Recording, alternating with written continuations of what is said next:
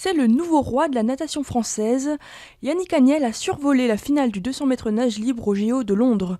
C'est sa deuxième médaille d'or, la troisième pour les nageurs tricolores, des résultats qui lui autorisent désormais les espoirs les plus fous sur 100 mètres. Un bémol cependant, l'échec de Camille Lacour, pourtant champion du monde, qui termine au pied du podium du 100 mètres d'eau.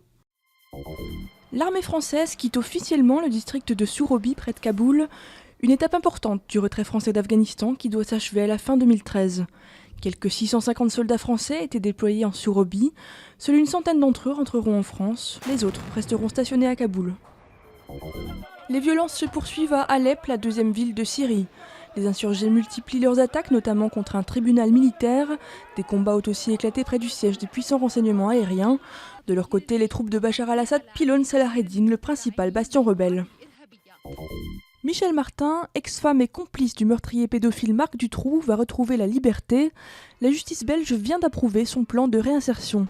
Âgée de 52 ans, elle a purgé 16 des 30 ans de prison auxquels elle avait été condamnée. Elle sera accueillie dans un couvent près de Namur et devra se tenir à distance des familles des victimes.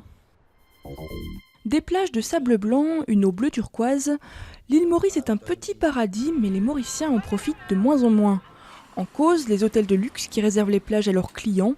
Certains militants dénoncent une privatisation de l'île, même si c'est au tourisme que Maurice doit son développement.